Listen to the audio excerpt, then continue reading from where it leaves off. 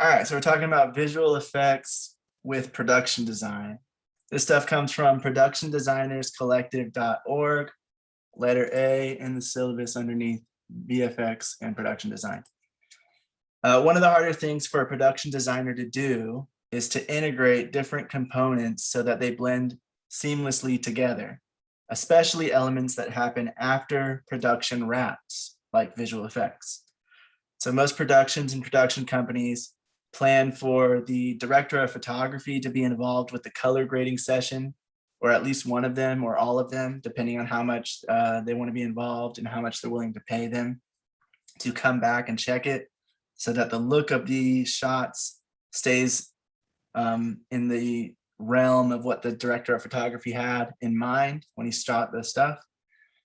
But most do not budget for a production designer to oversee the visual effects during post-production. So a lot of productions, the production designer's job ends after shooting is wrapped. And because of this, production designers need to communicate with the director and visual effects supervisor about how the visual effects will integrate with the live footage. They need to keep visual effects in mind throughout pre-production and principal photography. If a production can, they definitely should involve the production designer to oversee some part of the post-production process with visual effects, at least like the beginning and the end or something, just to come in a few times and check. Most don't because, pay and the cost of it. But if they can, it really does help keep everything seamless and very aligned with what was originally envisioned. If they can't, though, this is when production designers really need to consider what they can do to try to plan for it ahead of time. When there is any visual effects in a shot, it means the layout of the scene or the set may need to be different, or the placement of props and dressing and other stuff may need to be different or differently placed. Also, with visual effects, a production designer should be constantly considering which option would be cheaper, whether it would be building sets or having part or all of it created in post. If a production designer thinks about visual effects throughout the process, they can significantly cut down on unneeded costs. So one way for a production designer to maintain more control over the visual effects if they're not going to be there in the post-production process is to utilize concept art to get approved concepts of how the visual effects shots may look. So we talked about concept art before and how there's 3 different ones. There's the ones for pitching, which is just to pitch to different people. There's the concept art that you use in pre-production to kind of get props and some other stuff ready and kind of what the look of the costumes and things like that will be. And then there's the concept art for post-production, which tries to capture how the visual effects will look or how it will play out in a kind of like a snapshot version of what it will look like in the end. And so production designers can utilize these, the post-production concept art, to get it as close as possible to what they're thinking matches the rest of their production design elements, to make sure it all looks, it all blends together, it follows the same color palette, and it's going to look good and be what they and the director envisioned. Production designers can also utilize what's called paint overs. This picture doesn't really show it, but what it would be is a green screen visual effects shot, live action shot like the one on top. And they would take that snapshot, the actual photo of the live action green screen and the lighting on the ceiling, and they would give it to, they would either do it themselves or they would give it to a concept artist or someone like that, who would then basically add another layer on top of the picture of what the background will look like. So the background would be kind of just like a drawing, and they would cut out a portion to have the actors be placed over top of that, so that the background no longer is green screen, no longer is lights, but it looks like this. And they can do that to show, kind of in the same vein of doing the post-production concept art is just showing like, here's what the green screen portion of this shot should look like to make it look like what we were thinking when we were doing the live action. That way, when they actually start creating it and building it in the post-production process, they can match it to these paint overs. I feel like it would take a lot of work. It would take a lot of work, yeah. Yeah. Because you have to paint around the actors and make sure all the actual live elements are still there, and you're just building on top of it. So it does take a lot of effort. But if they can, this is one that a lot of production designers want to make sure that the stuff is going to match, you know, that the lighting is going to match and that the look of it is going to match what they were thinking whenever they were shooting it on set, because they've had very deep, in-depth discussion with the director of what shots they're going for. And they just try to help as best they can to communicate that vision with everyone else. Since sometimes a production designer is actually better at doing that than a director might be. Director might be really good at getting the actors to get their performance right, but they might not be the best at communicating the vision to people. And that's where a production designer, a good one, can really step in for the director to help them reach their vision, since they've had more in-depth conversation with them throughout. So they have a better idea of what the director is going for. And of course, they get it approved, you know, this is what you're going for, right? And then the director can say yes. But once they get in line with them, they'll just have a better idea than most other, I would say they'd have a better idea than most other crew members, because of how close they have to be with the director to get in line with what they're going for. Well, one of the production designers on that website, they said that a production designer shouldn't be creating or making creative choices on what technology can do for the shot if it doesn't go with the story. They say it's a serious trap that some designers and directors fall in, because so much can be done with visual effects and CGI, but that doesn't mean it always should be done or is necessary. Directors typically want real set design around the actors for them to interact with and see. And you can see that in this top picture, there's a few elements in the foreground where they can see that there's a tree and a building in the background, so that even though it's green screen, even though it's a ceiling of lights, they can still sort of feel like in that world. And actors like it too, because it makes it more believable. And directors like it because it helps the actors and it just makes it seem more real. So usually they want that type of stuff. But sometimes some directors just want to try to do everything in post-production. And you know, ultimately it'll be their decision unless the producer overrides them, which rarely happens. But the production designer can also try to convince the director to do more live action things, do more actual set elements if it aligns with the budget and the vision. And that way they can kind of integrate some of that stuff and make it more realistic for everybody, for those directors that just want to try to do everything post-production. But yeah, on the site, they also said some designers fall into that too, because there are a lot of tools out there like 3D making sites and CGI sites and all this stuff where you can make anything you can imagine if you have the skills for it and the time. And they say that sometimes something that looks really cool won't really fit the story or the emotion. They'll just do it because they have the technology to be able to do it. And it can kind of take away from the story or the moment just for the visual aspect.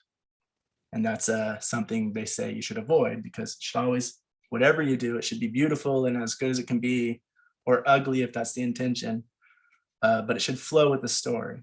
Story should always come first. It should, what's happening in that moment, what's the emotion supposed to be, and what's happening in the story at that moment. And blend all those together to make it flow and make it integrate well. And don't just do it all for the visual look of the thing. When shots take place with a mixture of green screen and blue screen and production design elements, the designer needs to think carefully about colors such as blue and green, because the sets are often very brighter because of it. They have to light up the whole screen and they have to light it all up very well. So it's usually a lot brighter than it would be on any other set of a live action set somewhere in an actual location shooting. And they need to take that into account because extra light means that the colors of the clothing and the colors of the design elements are going to change a bit. They're going to look a little bit different. That dark orange, you can even see it in the boat. Whenever there's light on it, it looks a little brighter orange. And when it's in the shadow, it looks a lot darker. So just like stuff like that, they have to really keep in mind to make sure that the elements that they're making for the scene are still going to look the way they want them to on the different sets. Especially like any reflective surfaces, eyeglasses, or sunglasses that reflect light and reflect the image everywhere, because those are going to look different. Or see-through items. Those elements, they need to be carefully considered and avoided if possible, as well as the colors of the costumes, the props, the sets, and the dressing, so that it's not the same color or even close to it, if avoidable, of whatever the screen color is, because it's hard to key out a blue screen if there's somebody wearing dark purple clothing, because that's very close to blue to the computer. And so when you're keying out the blue, it just makes it a lot harder, and it doesn't get as clean of a key, and it's a lot harder for the post-production to get it right. So the production designer can help limit those problems by really thinking about the colors and the and if anything see-through like a glass or a cup, that can be hard to get right whenever you're doing anything on green screen. And so they really need to consider those things and try to avoid them so that they can help out post-production later, so that it doesn't cause a problem and something has to be keyed out or something has to be dropped or messed up. Basically, there doesn't have to be any compromise because there's no problem later.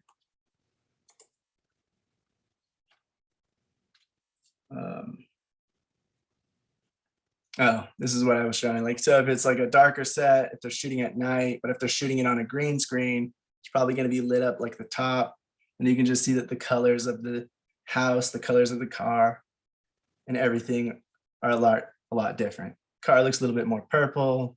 I know this is just a cartoon, but it's just an example. Car looks a little bit more purple when it's nighttime compared to like the bright red that it really is.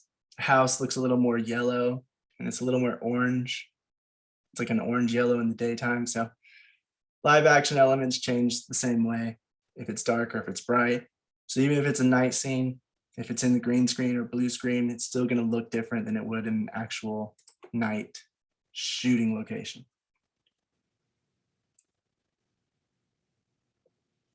Yeah, and that's what they said, like lighting is a huge thing. Color changes a lot depending on all those things. Yeah, and so whenever they're doing any kind of green screen or blue screen, they just really, really have to pay attention to that stuff, even more so than they would normally. And like I said, if you're using a green screen and you're wearing a yellow shirt, depending on how bad the green screen is, it can cause problems. So they have to think about that too. Like, what is the computer going to interpret this as, and how close is it to the color of the screen that we're using for keying out the background? To get the best and cleanest key possible, you kind of want to have colors that are like on the opposite side of the color wheel, so that they don't have problems with it in post-production. Can't always happen, but it should be considered if possible and avoided if possible. Production designers with experience should discuss with the director and the producer what the plans are for the story and what they plan for visual effects. If they don't know yet, or even if they do, a production designer can discuss with them and may find real, tangible solutions that won't require visual effects for some of the shots and still get the same feeling across. So that can happen as well. They could be planning to do something visual effects because they just feel like it can't be done with a set. It can't get the same thing. It's like, it's not possible.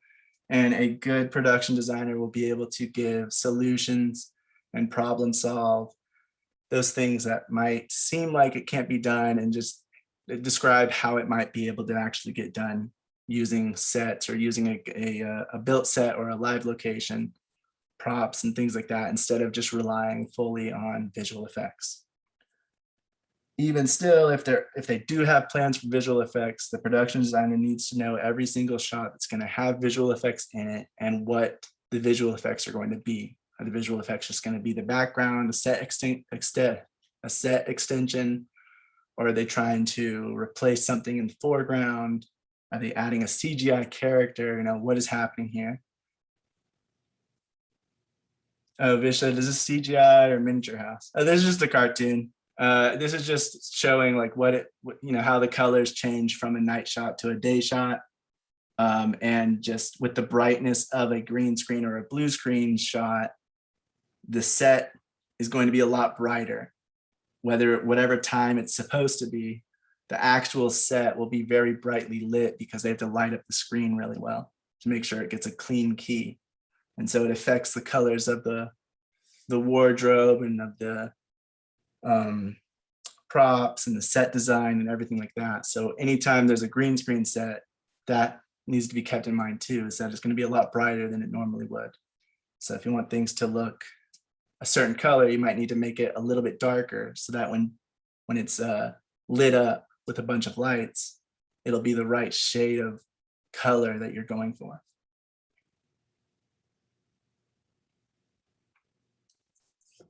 Does anyone have any questions or comments to add on visual effects with production design? No problem, Vish. I think you explained it really well. But yeah, for anybody doing a production, independent films especially, they usually don't have the budget to bring people in post-production like the production designer. But if it's possible, you really want to do that so everything stays the same.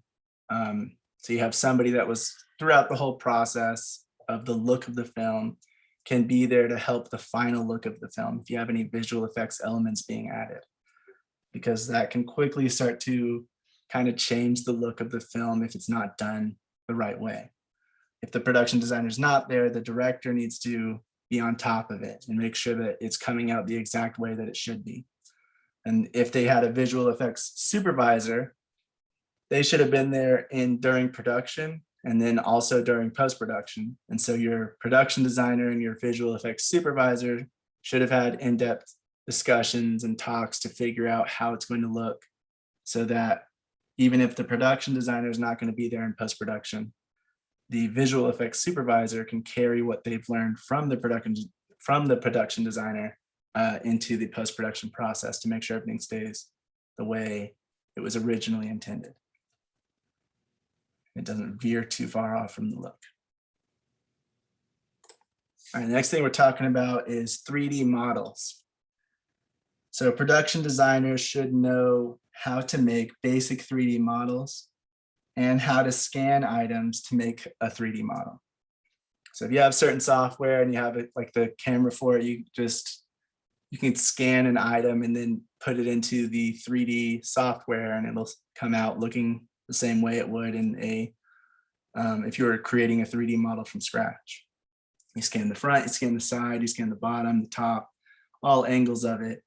And then you just basically tell the computer if it's the top, bottom, front, or back, and it will put it into the software the same way so that you can look around the entire thing and have a 3D model in place.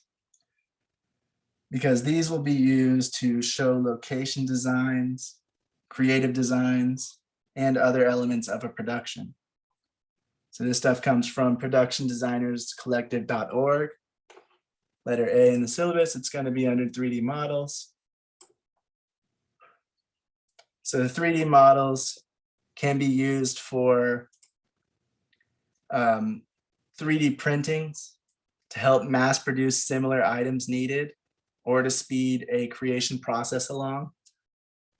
So that's one way that they can use it. If they need a bunch of the same prop, they can create a 3D design of it and then put it to a 3D printer to make mass produce it. Oh, we need 100 of these. Well, instead of creating it by hand or having somebody go out and buy 100 of these, we're just gonna do a 3D model. If it was a globe like this and we need 100 of them for some reason, make a 3D model of it, tell the 3D printer to start doing it, and then let the 3D printer work doing 100 of these while everyone else, the other members of your team work on something else. You also wouldn't have to worry about the issues, everything being the same size and the same dimensions and having as much human error. Right, it's all going to look the same, it's all going to come out the same way because the printer will make it exactly precise each time. So if you want exact copies of stuff, that 3D printing is the best way to do it. It's going to be more precise than a human hand. So it's always good if you need it to be exactly the same. If the production designer doesn't own a 3D printer, they can send the 3D models off to a... Oh, I'm sorry, I was gonna say, you do also have a con though, well, depending on what it is and how long it takes to take each thing. 3D printers can, depending on what you're printing, the size, the dimensions, and even the thing itself, how detailed it is, how many parts it is, it can take hours, if not days, to create one. So that is one thing that I've heard can be an issue as well. Yeah, and they actually do talk about that. And one of the counter argument to that is if you're making something brand new, so maybe it's not a globe, maybe we're making a futuristic or a sci-fi or fantasy like weapon, a grenade type of thing, and it's going to be made from scratch and we need 100 of them because everybody's going to throw them all at once, then it wouldn't make sense time-wise to have somebody do it by hand because they're just going to take just as long, if not longer, to create that same thing over and over again as a 3D printer. And a 3D printer, yeah, it takes a while. You can see it does it like layer by layer. So it does take time, but it isn't a person. So you can have your person working on something else while the 3D printer is going. And so that was the counter argument to that, but it does take a while. So if you are planning to use a 3D printer, or if the production designer thinks you should, you have to start early. Just like with anything you have to create from scratch, you should start early in pre-production to make sure it's done I just by mean the time you need it. you also have to know how long it takes so that there's no surprises of like, okay, we started early, but we didn't realize that this takes 8 hours to make per unit. And then you're like, crap, we didn't know that. And Yeah, but that's the same thing though. If it takes 8 hours to make with a 3D printer, how long is it going to take for a person to do it? well, yeah, but that's a thing. It depends on what it is. Some things the person can make faster with multiple people working at it. Sometimes it's cheaper, or let's say it's more expensive, but you have more people working on it. Like you pay a group of people to build this thing, mass produce it, and it's cheaper in the long run because it's quicker and you get to make it quicker, which means you don't have any delays in production. Or you can start that scene quicker because you have the thing now. Yeah, that is true. So it depends on that.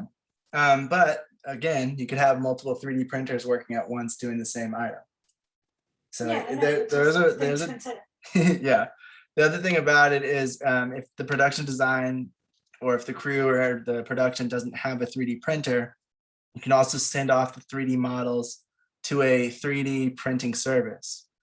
If they don't have the budget or time to do it themselves, that's often an option that they take. That way they can do it. They probably have multiple 3D printers and they'll give the timeline of how long it's going to take to get there. Because they can or they can send it to multiple services to get it done so they can mass produce a bunch quickly. Oh, sorry, I was just gonna say that you also have to see on what you're 3D printing and if it's going to look more realistic or if it's going to have a zoom in or whatever. And if you need it to look really detailed and really realistic looking and you can't get that with a 3D printer or not.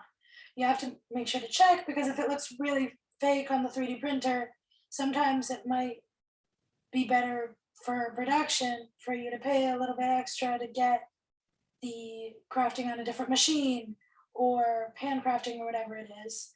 and see if that thing can be 3D printed without looking like a toy, because that's also an issue sometimes.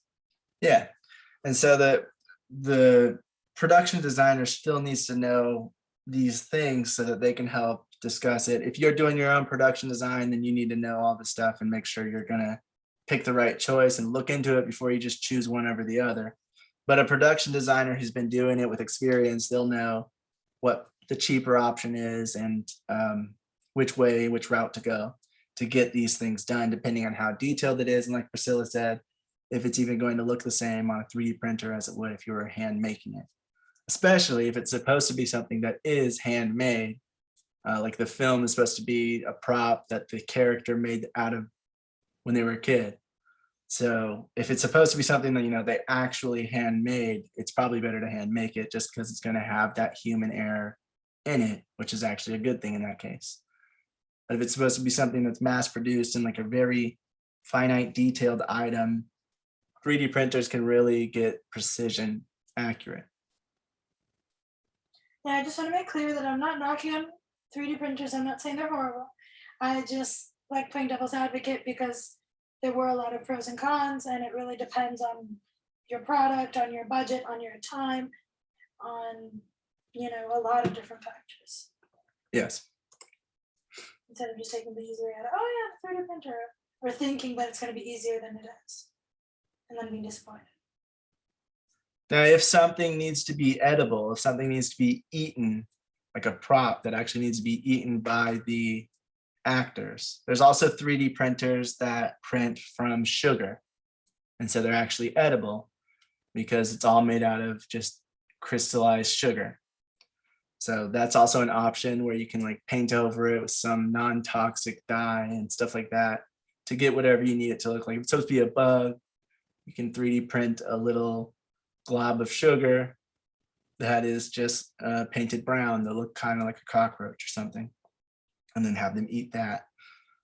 So that is another option that needs to be taken under consideration if there's anything that needs to be eaten in camera in the shot. And then there's also websites that sell 3D model assets if the production designer or you don't want to 3D scan or to create the model yourselves. So 3D models can show a space or design an element quickly and from all angles. Like a digital miniature, they can do that as well, mixed with design sketches. And it's another tool that production designers should utilize when needed. So again, when needed, like Priscilla keeps saying, like you don't always need it, and that shouldn't always be the route to take, especially if it's going to end up costing more money. But there are certain times when it's definitely beneficial to go the 3D printing route, even if you don't have your own. There's companies that can print it. And without that, if you don't know how to make a 3D model, there's websites that sell 3D models of different things and different elements. And you can buy those, and then you can send those off to the 3D printing site or the company to 3D print whatever model you're making. Like I was mentioning last week with Etsy, I know a few Etsy shops that actually will 3D print depending on what it is for you. Like they will charge a fee for materials and time and stuff like that. And you can ask them to print a number of things. They do stuff at birthday parties for like little props, like little things. Mm-hmm. And yeah, so even something like that, you can talk to someone and see how much that would cost. Yeah, and even with the ones that cost maybe a bit more, but are more like legitimate companies, they'll probably have a lot more 3D printers than you do, or the person on Etsy might. So if you need a bunch of stuff really quickly, another option is to 3D print all of it at once across multiple different printers of the same thing or different things so that you can get all the props at once. But again, it's not something to be used all the time, and it's not a shortcut to take if you don't need it. It's just another tool to think about and consider when talking about production design, especially props and set design elements. And like I said, definitely do your research, because there are people charging way more than they would need to, and people charging a very fair amount for the time and materials that it costs, because it's not cheap. So it's always good to do your research, see what kind of 3D printer, because 3D printers are not all built the same.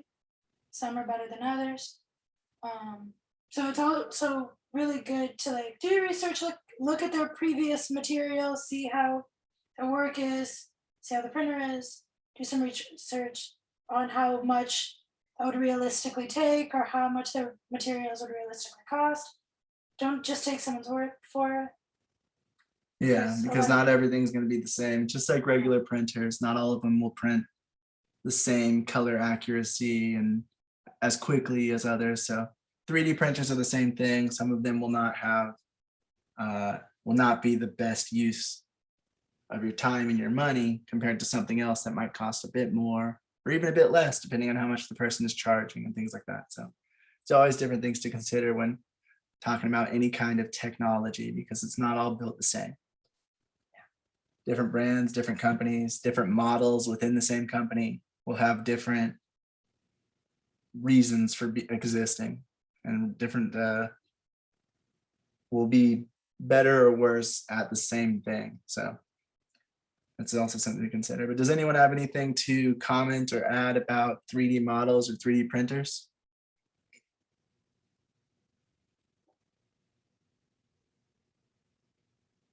You have your video on again, huh?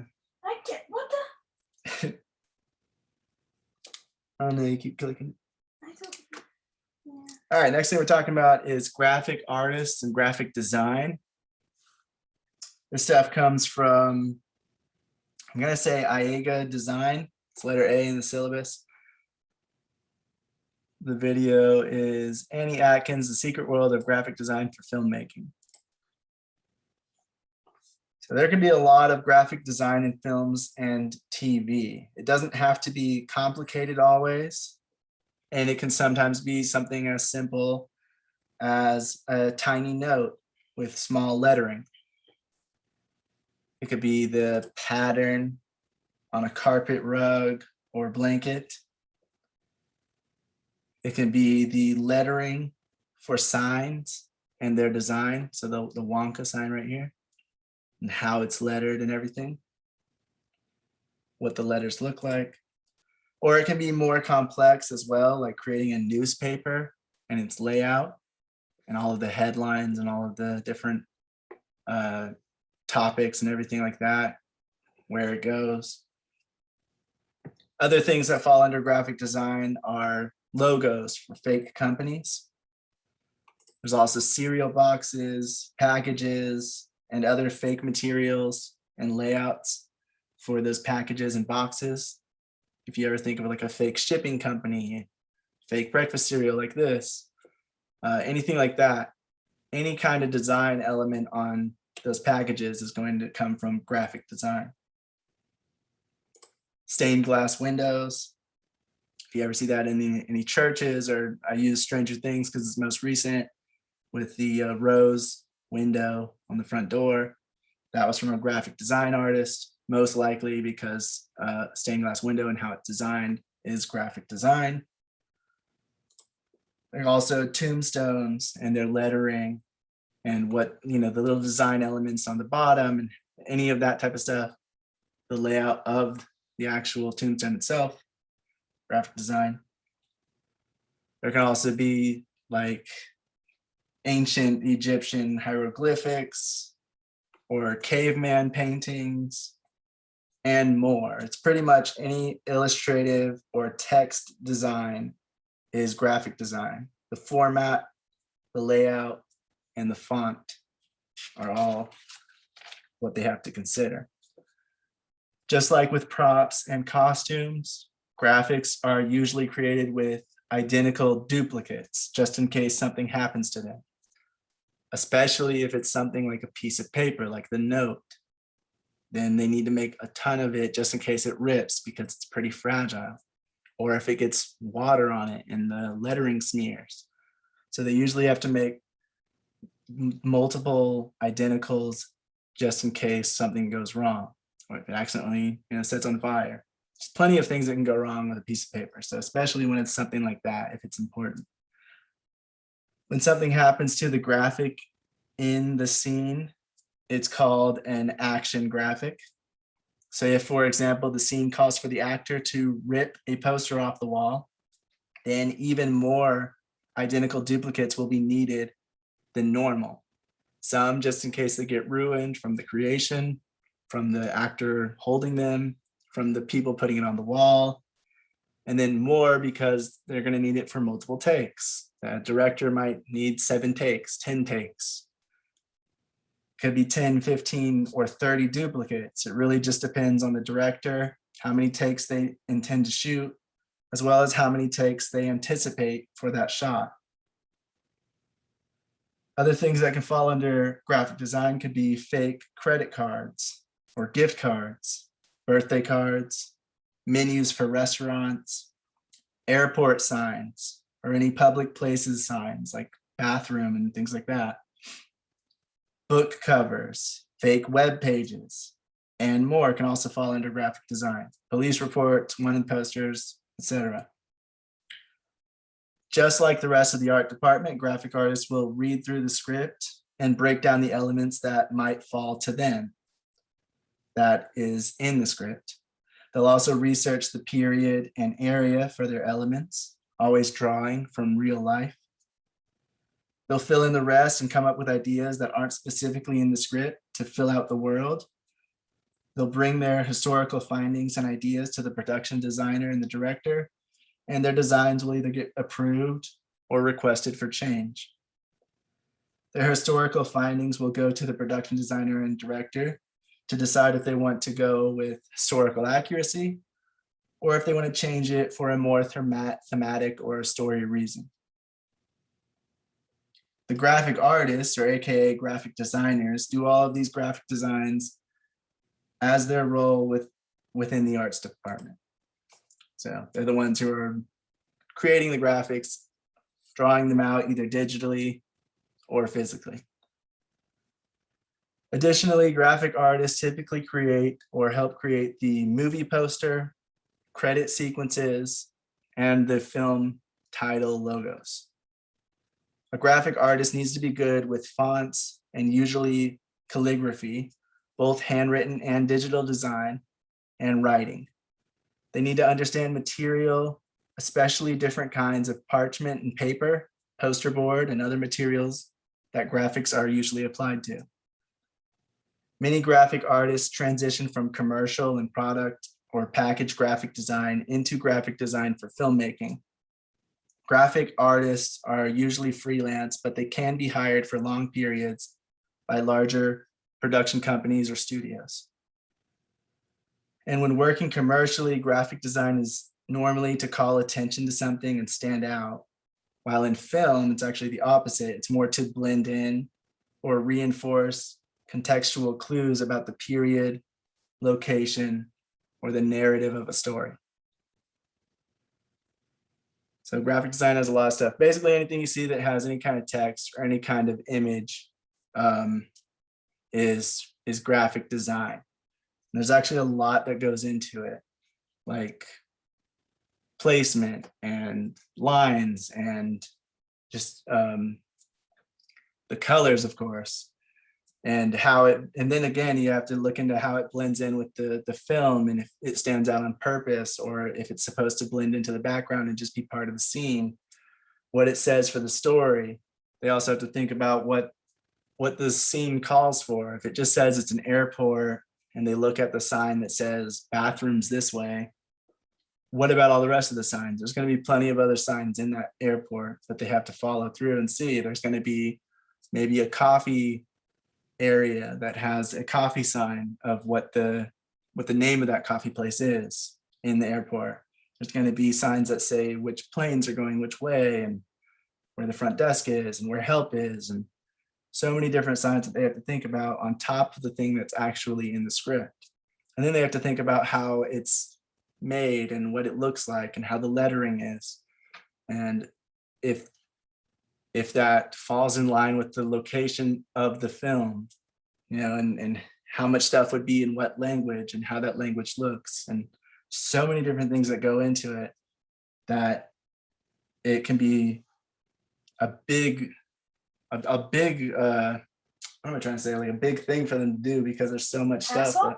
A big hassle. Not really a hassle. I mean, it's their job, but Undertaking? yes, a really big undertaking for them because there's just so many things that you don't even think about because it's just in the background of a scene that if it wasn't there, the scene would look pretty bare and pretty lame and not really be very realistic. But when it's there, we can just buy into the world and just feel like we are following along a story in a real place. So graphic design really helps to illustrate the area and give out any contextual clues to what is going on in the scene. Sometimes it's for thematic reasons as well. But it really just depends on the graphic artist and what ultimately gets decided upon by the director and the production designer. Does anyone have any questions, comments, or anything to add about graphic design in film or graphic artists?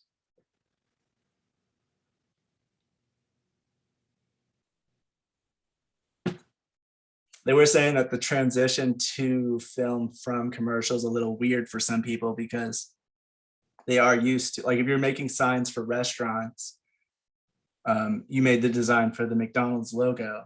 You're doing it so it stands out. You're doing it so that every time you see it, you think McDonald's, you know, and then you see it and you kind of think French fries, or at least I do. I feel like that's kind of part of it. And the colors of it, the orange and yellow, are for not orange, red and yellow, because it makes people hungry, psychologically speaking. And red makes people hungry, and I think yellow kind of ties into that. But then when they transition into film, if that restaurant's not supposed to call attention to the scene, then they just need it to blend into the background, but still make sense logically and like how a real logo might look. So then they have to think of how they can make a sign that looks like it should be for a restaurant, but also doesn't call attention to itself so that the people's eyes don't go from the subject or the character to that thing off in the corner in the background. And instead they stay focused on the story at hand. Shouldn't be too difficult now with all of the food places looking depressing as With all the 2D logos. with all the gray and black, and they're just making it very depressing looking. Well, they are making it a lot more simple than it was. So that's another thing. They have to keep up with the times. If it's supposed to be modern, even if it was supposed to be 10 years ago, if you look at logos from different companies that we have, they have changed a lot. A few years ago, they had a bunch of shading and they had a bunch of shadows and things like that behind them. And they were a lot more 3D looking. And then the trend started happening where it was make it more simple, make it more 2D, take away the shading, take away the shadows, and take away all this stuff and make it more 2D looking and simple. A lot of logos really are. Yeah, I agree, but yeah, maybe other people find them better looking. I don't know, or maybe psychologically speaking, they really do help. Who knows? But I mean, they probably know somewhat. But yeah, so if they were making a movie that's set in 2021 compared to set in 2013 in the same area, they need to think about that stuff too, because logos change over time and the way we make things look changes over time. So really have to do their research to make sure it's matching the time and the area within the script itself as well. All right, next thing we're talking about is illustrators. This comes from linkedin.com, letter A in the syllabus. An illustrator's role is to create 2D images, which could be storyboarding, concept and development artwork, location and set design sketches, and more. Illustrators should know how to create images from sketching pencils and other physically writing and drawing tools, as well as digital writing. From what I could tell when I was looking into all this, the illustrations focus on character and emotion.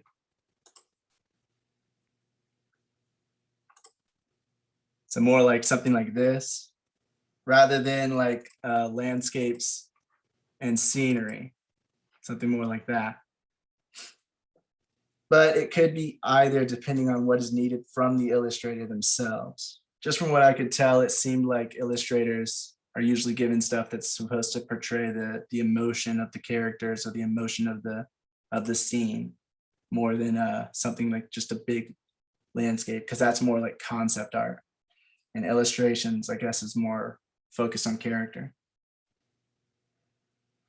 From digitalartsonline.co.uk, which is letter C in the syllabus, they say illustrators can also do the poster art in some films or for specific versions of a poster. So to me, it kind of sounds like it's a job of an illustrator is similar, if not the same, to either a concept artist or a storyboard artist with a bit of like a graphic artist spin in. And I feel like not every studio has an illustrator role because they just give those jobs to either the concept artist or the storyboard artist. So I feel like it's just another title and a different job for certain productions, but I'm not sure if every production has them or not. From what I can tell, that's all I can really find.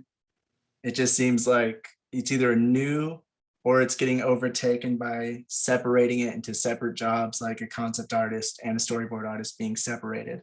If it's an old job that used to be like incorporating all those elements, or it's new in the fact that they're trying to merge few jobs into one person.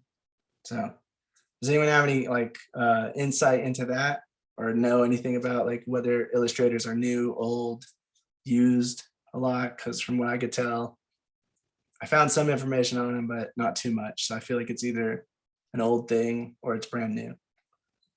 Are you not using illustrators for film? Like a job title of an illustrator. Just because it's basically, from what I can tell anyway, it's basically like what concept artists do, storyboard artists do, and a little bit of like what graphic artists do, like with the poster design. I feel like it depends a lot on the film, right? Because it depends on like how many visuals you have in the film, how many different looks you want, how unique you want the characters to be. Then you would hire someone specifically to draw out what you're trying to create or what you're looking for. Maybe. It could be that, or it could be just like only on the largest sets, they just want extra people to do those roles. But I feel like you could also just hire, 2 concept artists or 2 graphic artists in place of a graphic artist and illustrator. So I don't really know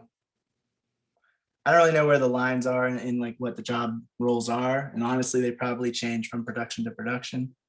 But if you ever hear somebody say that they want you or they want an illustrator, then that's what they have. It's basically a person that draws illustrations for the movie, might work on the poster design, and needs to be able to physically draw stuff on paper as well as digitally, just like a concept artist or any other artist in it. Now, Vish said, is this coming from Adobe Illustrator by any chance? No, not that I can tell. From these like designs, you mean? I'm not sure if they were from the designs. I kind of just take them from Google. But I was just looking, they was mainly just talking about how they do illustrations of the scenes and the moments in the scenes, but it's more focused on character, emotion. So you can see like, Harry Potter's face. He's very frightened and very shocked at what is happening. It's getting I think it's like getting his soul sucked out or something. And then just showing like what they look like whenever they are here. So it's not really focused on the overall concept of the surrounding area or the ship in the background. It's more focused on the characters and their emotions or the look of them as they are in the scene.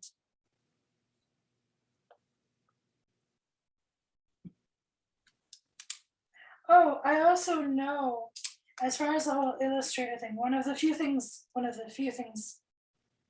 that I think that I saw in a few places that I think might be a rule I've seen illustrators be used a lot when it comes to like book to movie adaptations.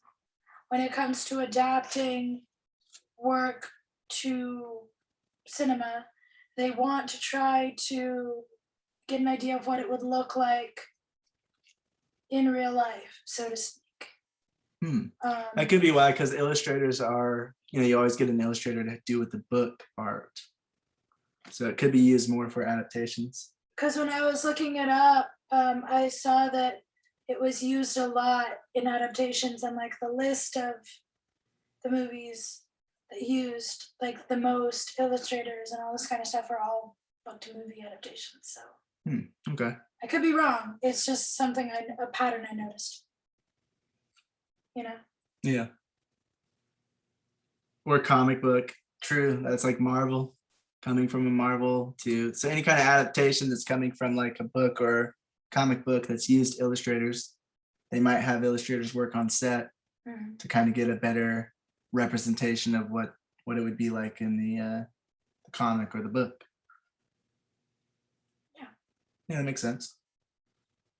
But yeah, I'm not completely sure on that, so take it with a grain of salt.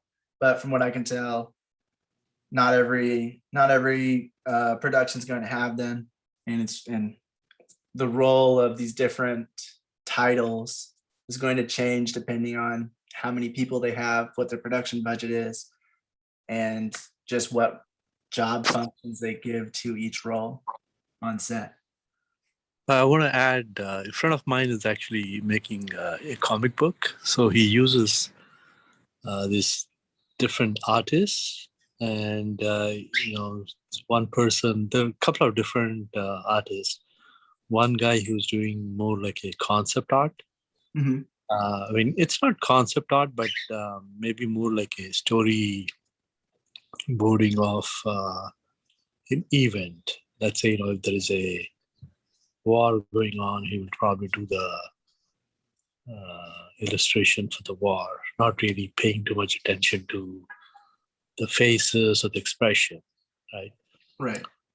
But so once he does that, he's got the basic concept in place. Okay, what's going on in the scene? And then there is another person who comes in and actually works on more like an illustration, like a final kind of thing, where he puts in maybe the features of the face, the expression of the face, and the wardrobe and whatnot. So it's like a two-step process. So maybe the second guy is, what the illustrations is all about, but the first guy is more like a concept art. Yeah, okay, that makes sense. Because they just get like the idea and the feeling of it overall, and then the other person comes in and they kind of show the emotion of the characters and their expressions and things like that for like the final look of the shot. So they might be more focused on like characters and kind of like the shot setup more than just like the general feeling of the scene. That makes sense. Thanks, Fish. I also do know that when we were talking about concept artists, that sometimes they will do that as well, like as more of a as like a further step. So I think that again might fall to the same person or the same team, depending on how many concept artists there are, or if you want to give the same concept art to the same person and just have them further it along. But that would probably be where like an illustrator would step up and do their illustration based on the concept art or based on the storyboard that someone else might have made. For sure, but something that I kind of came across, and I thought maybe I'd share it with, maybe conceptually it's something different, but that's what I noticed. So yeah, yeah, and it definitely could be. So thanks for sharing. But yeah, if anyone else has any insight into that, let me know.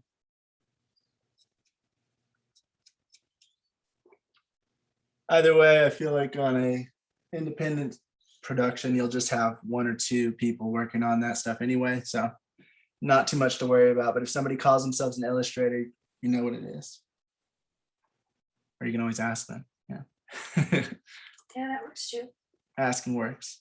And the next thing we're talking about is what is called the film revenue cycle. So this stuff comes from 8020consulting.com. It is letter A in the syllabus. So there's something called film ultimates, also known as ultimate revenue, and it is a complete prediction of revenue a film will generate during its first cycle, which is about 7 to 10 years after theatrical release. To create this estimate prediction, you have to factor in all streams of revenue. So theatrical for both US and non-US. Movies can run for up to 4 months, though the majority have about a 4 to 6 week run with around a 50% decay each week. So the decay rate is about 50% each week. So that's why we're always focused on like the opening weekend box office, because it starts to drop off after that. Week by week, it starts to get less and less people are going to see that movie. You also think about licensing and merchandising. They can hit shelves or come to restaurants 4 to 6 weeks before a film's release. So the products are being made while the production is either in post-production or while it's being shot, and they're getting a bunch of different elements and shown what they're allowed to be shown so that they can create toys or concept art stuff based around that for the restaurant, so they can have kind of like a tie-in for licensing and merchandising. And that stuff can stay for a long time depending on the brand and the willingness of stores to keep those items on shelves, which basically all comes down to how is it selling and are people still interested in it. The reason why like Star Wars and Marvel stuff's all over the place is because it's continuous and it sells a bunch. So it's a very well-known brand and people like having merchandise based on that stuff. But while you might see a movie come out and it has, especially kids movies like Despicable Me and stuff like that with the little minions, they're around for a bit and they're around in a bunch of different products, and restaurants like McDonald's might have toys for them and stuff like that. Oversaturated. That happens every time, but but they don't care because all they're trying to do is sell as much as they can before people lose interest. And then I got a revival, which I need to talk to you. All right.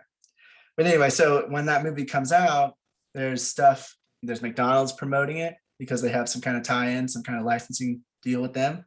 And then there's some toys on the shelves, maybe some shirts and hats and stuff selling from Walmart, Target, and other stores. Where right now they're utilizing a lot of social media because the movie, it already came out. I don't know when it came out, like a few weeks ago, a month ago. I think it was 4th of July or something like that.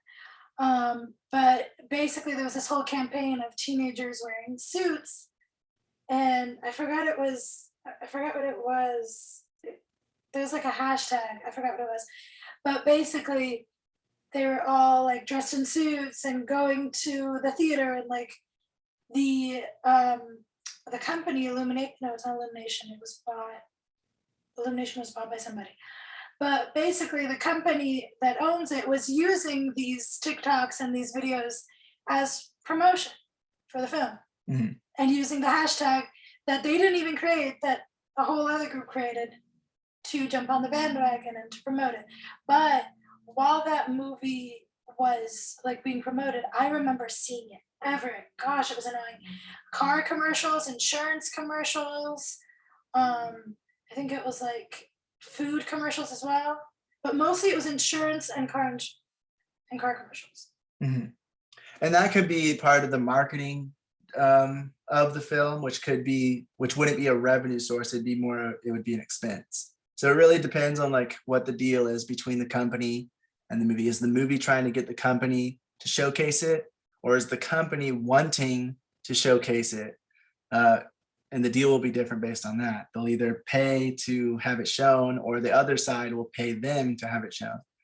And so it can really differ depending on what the deal is, what the company is, and what they want from it. But If it isn't a marketing expense to promote the movie, it ends up being a licensing fee from the company to use that IP on their product or for their product. So McDonald's and restaurants, they pay a licensing fee because they want people to come. McDonald's wants people to come and buy Happy Meals, right? They want people to buy stuff for their kids because their kids likes that movie, and they see there's Buzz Lightyear, they see there's a little Despicable Me minion, and they, oh, I love that movie. Can I have one, Daddy, please? And then that gets them to buy the meal that they otherwise might not have. They might have bought something a little bit cheaper than the Happy Meal or something like that. So McDonald's might pay a fee to get that merchandise in their stores, in their restaurants, so that more people will come and buy their food. And so it's a benefit for both parties, but they have to pay the licensing fee to whatever the movie is to get that IP in their stores and legally be able to sell it along with their Happy Meals. Which is right. There's stuff for Halloween as well. That stuff's not really counted. I mean, it is, but it only on strong IPs, because not everything will have Halloween costumes. So it has Despicable Me and kid stuff, and especially because this is like their fourth movie. What? Despicable Me or the Little Minions. It's like their third. Yeah, this one is actually a Minion movie. The first, I think 2 or 3 were like were Despicable Me and the Minions were side characters, and then there was a Minions movie, and now it's Minions: The Rise of Gru. So it's the 4th movie in the franchise, 2nd movie in the Minions. Yeah, and because they saw that those things were popular and they're selling merchandise, so Yeah. they know that they could, if they're doing a film ultimates or an ultimate revenue projection, they would probably include Halloween costumes and sales like that into it, because they've had previous experience selling this IP during that time. But for most films, they have to think realistically about the licensing and merchandising of their film, and if it's going to have any effect and anybody's going to buy it, or if it's just going to be bought for like a week or two after the movie, maybe a week before the movie, and then 2 weeks after, and then everyone's going to kind of forget about it. So it really depends on that stuff as well, on how much you project earning from that. But if you look at this release window, you can see that licensing and merchandising can last for a really long time if it's popular enough, and if the stores are willing to keep it, if it's selling. If your t-shirts are selling of the logo of your movie, or a picture from the movie or whatever, then the stores are going to want to keep buying more because they're making money off of it. But if nobody's buying it and it's going to go to clearance, then of course they're not going to buy more from you because they don't sell. So it really depends on that, how long the stores are willing to keep it. But that has like one of the longest windows out of all the different types of releases, of revenue streams anyway. All right, so then talking about pay-per-view or video on demand, that happens usually directly after a theater run. So however long it's in theaters, right when it gets out, it usually goes to where you can rent it on some kind of video on demand service to watch it at home. It could go to SVOD or AVOD, so it's a subscription video on demand service like Netflix, or a advertising-based video on demand service like what's the one called? Vudu? Is that advertised? Tubi, that's the main one. And that happens during or shortly after a theater release. Most recently, it's been happening simultaneously with the release of the movie, depending on how big it is, or like if it's like one of the main company's side movies, and they kind of just release it simultaneously. But with other films, it usually happens after the theater release if it's going to theaters. That way people go watch it in theaters, and then other people buy it or watch it through those services once the licensing deals are made and everything. Then there's also DVD and Blu-ray sales, or what's called home video. And that happens about 3 to 4 months after a theatrical release. And then there's pay TV, free TV, And those things will happen quite a bit after the film releases in theaters and on video on demand services and stuff like that. When making film ultimate projections, it's important to not only consider the revenue streams, but also the costs and expenses.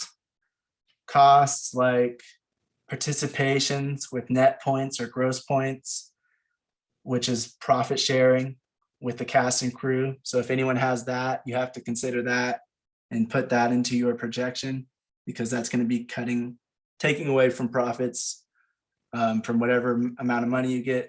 You're going to give a percentage to whoever you told. If it's a main cast member and they wanted a 2% merchandising agreement of gross sales, and every time you sell a toy or you sell anything and any kind of merchandise for that film, they get 2%. Then that would be something that comes out, and you have to consider that when making your projection. Any residuals from ancillary markets owed to cast or crew. So whatever's in their contract, they might say if this gets bought by a streaming service, I get this much residual payment or whatever form of payment to me, and then you have to give them that amount of money. And so you have to consider that when making this projection as well. What kind of costs are going to go into this? Merchandise, the actual cost of making the merchandise compared to the sales and revenue you're going to get from selling it if it's successful.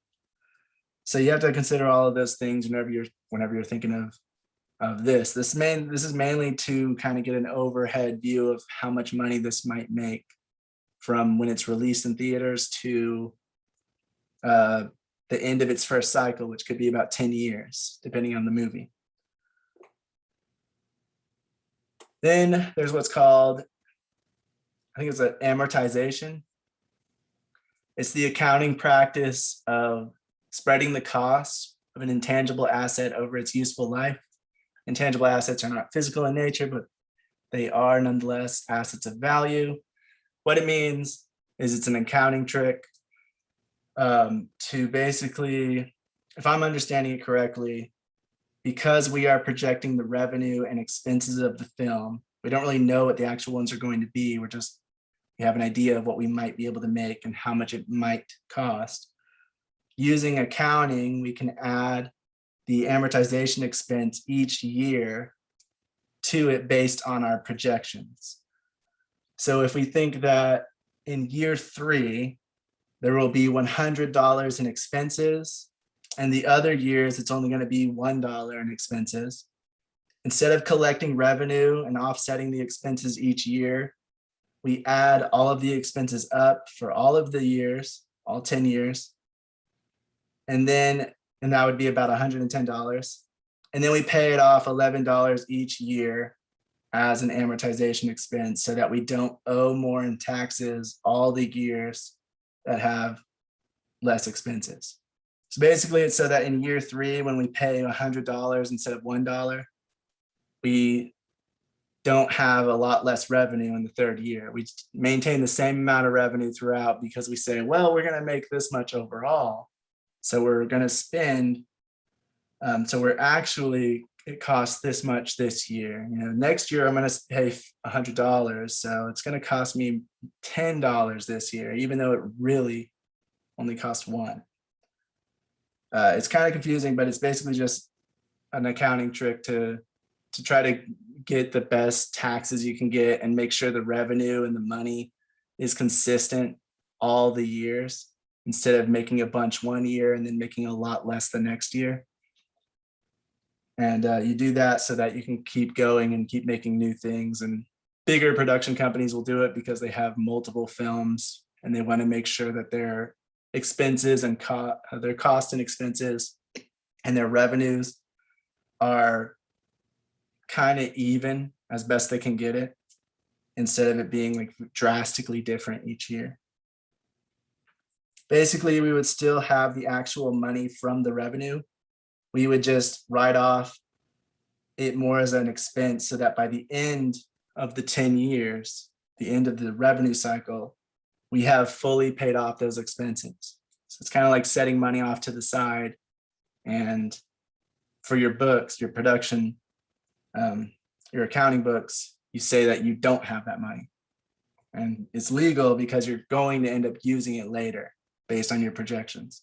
And if your projections are wrong and it doesn't cost that much in year 3, then you have to kind of rework your amortization cost to make it legally work with however long it's going to be for the rest of the time that you have to pay it off. You would definitely want an accountant for this type of stuff if the film is successful enough. You don't want to try to do all this stuff yourself. If you're making a lot of money from a film, you want to make sure that somebody's keeping track and making sure that the expenses will be paid and that everything they're doing is legal and won't get you in trouble. If you're trying to say that it's going to cost more than you actually think it will, that's illegal. And that's why an accountant will actually have a more realistic expectation of the cost versus the revenue for this film. No estimate should be made for ultimate revenue unless there is persuasive evidence that the revenue will occur. So again, you probably want an accountant to do it, somebody who's worked with entertainment before, because they can actually realistically show different projections, different evidence of like films from this type of genre that were made around this time. They've made this much money from merchandise and they've made this much money from this. And our film is, their target audience is the same audience as those films were. So we'll probably make around the same. And they'll have a lot more persuasive evidence to show that this is a realistic expectation and not just someone saying, oh, probably like 100 million. They're actually like taking time to look into it and come up with a realistic number based on past experience and based on different films that have done the same. So does anyone have any questions, comments, or anything to add about that? Basically, this happens every cycle. So after the 10 years are up, you would make another cycle if you think that the film can make any more money. It wouldn't have theatrical release again, but you can still make money off of old films by re-releasing it as a different on a different service, or on if you're not making if you made a Blu-ray and it's popular enough, now you might make an ultimate Blu-ray or whatever the next thing will be.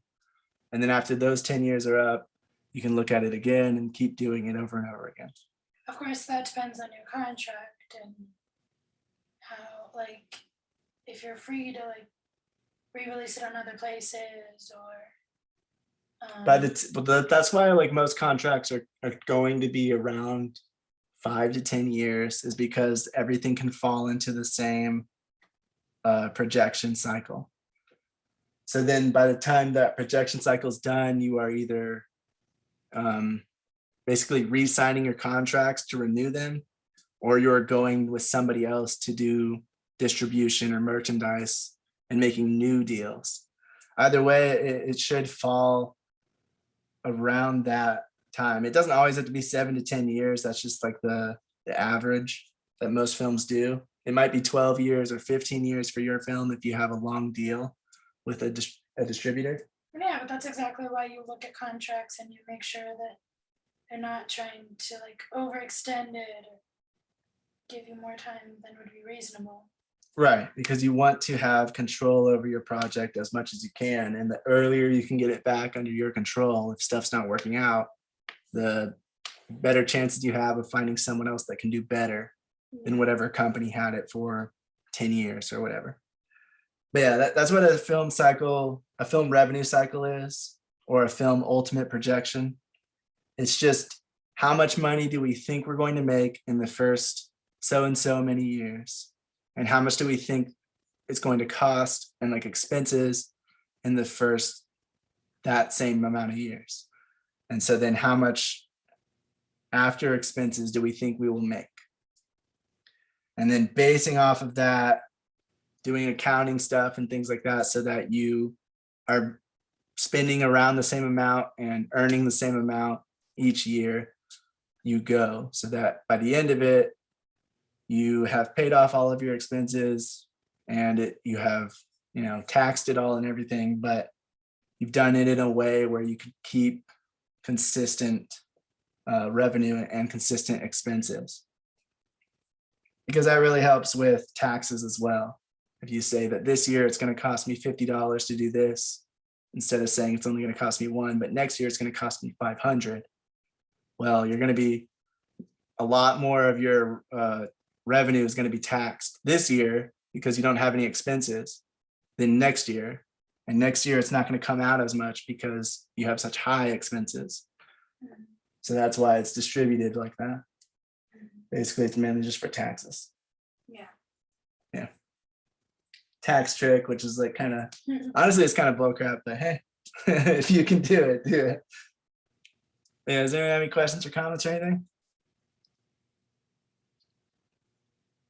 This is right. Extending your contract could also affect the amortization. Oh yeah. The costs and expenses, it could all be affected by any new deals that come across. Oh, and you usually do this. You come up with this when you're trying to get a distributor. Sometimes they'll want to see this kind of what is the projections of the revenue that we might make from this. And if you've done it realistically, which they'll know, if they're a good distributor, they'll know if you've done a realistic take or if you're just being super optimistic or super pessimistic about the projections. But sometimes they want this so they can see like, oh, I could make this much money from it. And it might be more of like a long-term deal for them if it's like 10 years or something, instead of just looking at how much money can I make in 6 months. What? Yeah, I was gonna say, hopefully it's not like you also trust it to know that they're not gonna be like, oh, she thinks it's gonna be less than it is, or they think it's gonna be less. The projections are gonna be less than they are, and then they end up not telling the truth. Yeah, if you lowball the projections, they're going to think you don't have faith in it. So they're going to have less faith in it automatically. But if you over project and think like $12 million in the first year, it's like, yeah, probably not. If you've spent 600,000 on it, we don't think you're going to make 12 million. So it's definitely better to have a lower projection than a higher. Just try not to make it like too low. Try to do some research so that it's actually realistically low. Like, okay, the maximum or the minimum is probably going to be this best case scenario, and not overpromise or say, oh, it's probably going to make crap. Yeah, when making estimates, usually what people will do is make, like Priscilla said, they'll make a worst case scenario, realistic expectation, and an optimistic view, or some other wording for that. But basically, like, this is what would happen if it's not very good or not very well received. This is what would happen, what we're thinking realistically would happen, somewhere in the middle of these two. And this is if the best case scenario happens and everything goes right and it's really well received. And those numbers will be vastly different depending on the different factors of what you've put into it. But just understanding that these things happen in cycles, and at each cycle, you're going to make less money than you did the previous one. The first cycle, that's when the movie's released. That's when it's new. That's when you're marketing it out to everybody. That'll be the time you make the most money. By the time the 10 years pass, even if it's a big film, you're still going to make way less money than you did the first cycle. And then again, if the movie's popular enough, after 20 years, if you're still doing stuff like licensing it to other places and things like that, it's still going to make less money than it did 20 years ago. So that's also something to think about. And also, like we mentioned, it depends on what's popular at the time. Sometimes the re-release can be more popular than the initial just because maybe that genre is more popular right now and it wasn't when it first released. Or it didn't do very well with their marketing, and then it got like a following, and then now when it's re-released, people are aware of it and they like it and it has a bigger following, so they're willing to put more money into the marketing for it. And now that it's re-releasing, more people are interested in seeing it. So that can happen, but typically speaking, like it's most likely it's only going to be for a very few select films, and most of them are going to have what is it called? Less and less returns as time goes on. Yeah. All right, does anyone have any questions, comments, or anything to add about film revenue cycles? I think I already asked that.